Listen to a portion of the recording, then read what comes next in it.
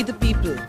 In the hustle and bustle of our daily lives, perhaps we haven't stopped to notice the changing landscape of our cities, of what is around our home when we look out of the window. With the advent of new technology has come, of course, the ever-present cell phone. But with the cell phone has also come the pretty commonly present cell phone tower.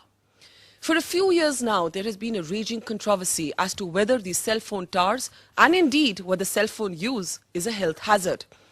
Now the government, while still arguing that there is no conclusive evidence to link a serious health hazard to the cell phone towers, has brought forth new radiation norms. On We the People today, we discuss these new radiation norms. Is India meeting the globally required health standard on cell phone towers? Let me start, if I may, with the Telecom Secretary R. Chandrasekhar. Repeated questions in Parliament have been asked on this subject. You've heard the concerns of activists, of health bodies, of people who've suffered themselves. The government has continued to argue to this, even after an interministerial committee was set up, that there is no such conclusive evidence. Yet, you have decided to go ahead with radiation norms. So if there was no health hazard, why did you change the norms? From the point of view of the government, there were three things that we looked at. Number one is the international norms. The second is scientific studies. And the third is apprehensions and perceptions, which have to be taken into account, even if they are not validated or substantiated by scientific research at this particular point.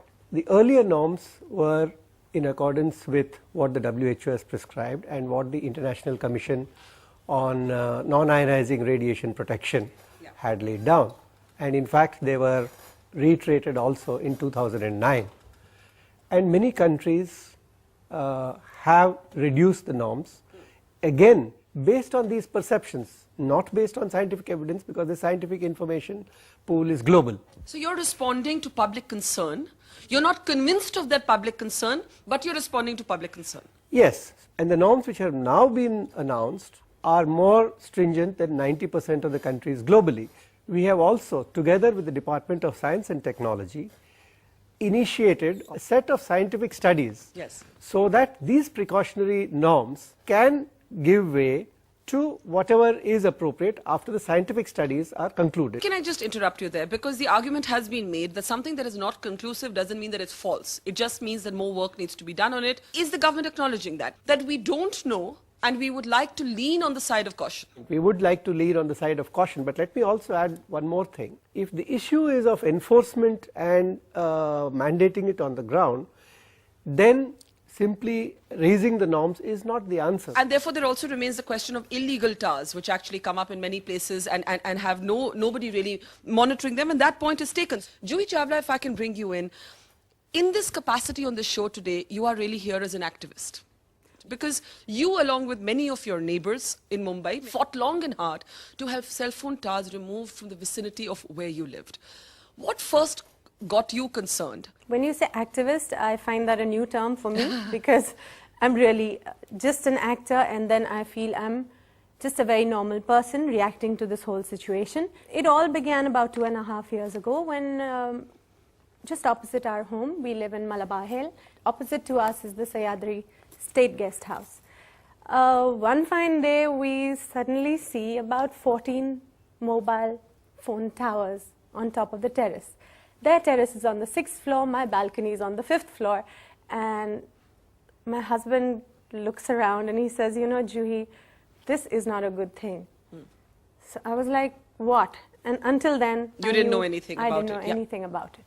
He said, no, something needs to be done. I think we should research this. Now, when somebody says that, you do get a little alarm. Ke kya ho gaya bhai? Yeah.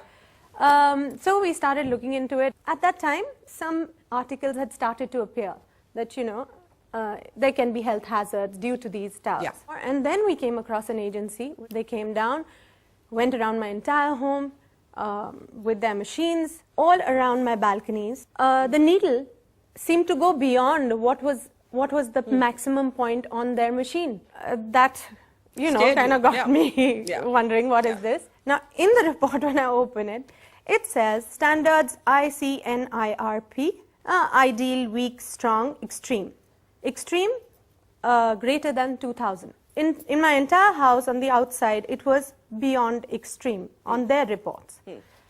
I said, now we have something to go by. Also, I have to tell you this because it's interesting.